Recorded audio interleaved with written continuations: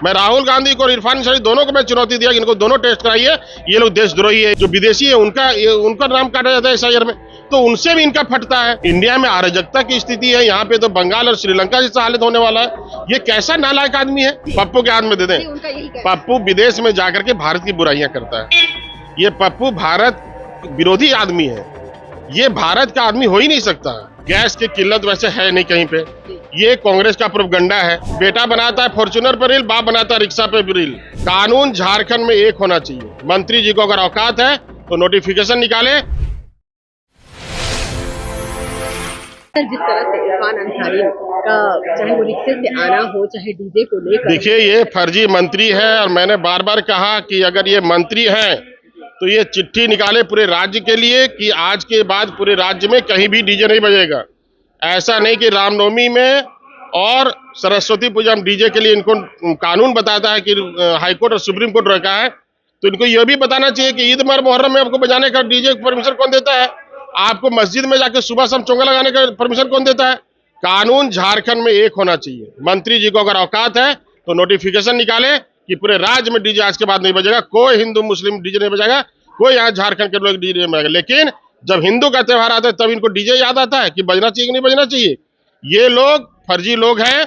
आप इनका फर्जी इस तरह से आप समझ सकते हैं कि जब इनका बेटा 5 ठो फॉर्च्यूनर में देखते होंगे आप रील बनाता है और अपने आता है रिक्शा से, खाली फोटो खिंचाने के लिए रिक्शा से आता है।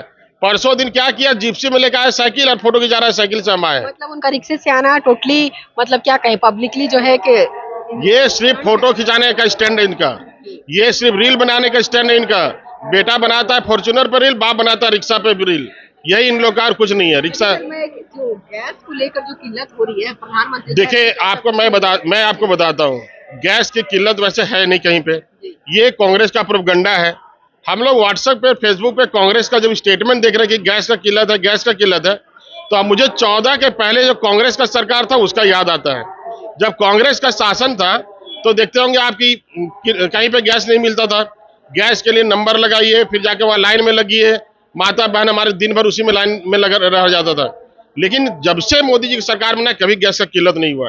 और आज अगर है भी मान लिया गैस का किल्लत मान भी लेते हैं उनके कांग्रेस जो फर्जी लोगों का बात अगर मान भी लेते हैं, तो आज खाड़ी देशों में युद्ध हो रहा है, आप कहें तो वर्ल्ड वार हो रहा है। तो वैसे स्थिति में अगर जरा सा कहीं कमी बेसी हो भी रहा है तो इसमें बहुत बड़ी बात तो है नहीं। जब वर्ल्ड वार होता है तो बहुत सारी चीजों की कमी आती है, कमी होता है।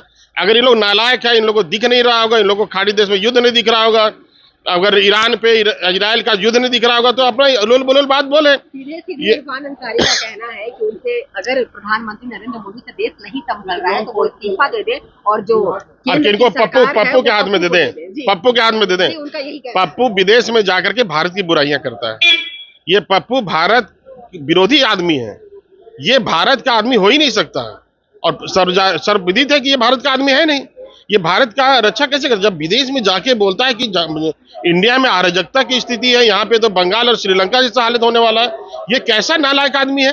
जब यहाँ पे ऑपरेशन सिंदूर होता है और जब इंडिया जाके स्ट्राइक करता है पाकिस्तान में, तो उनके लिए भी इनको सबूत चाहिए, मतलब सेना पे भी भरोसा नहीं है। तो ये नालायक लोग, फर्जी लोग जो एसआईआर का विरोध करता है, एसआईआर कब नहीं हुआ जी, जब से चुनाव आयोग बना तब से एसआईआर हुआ है।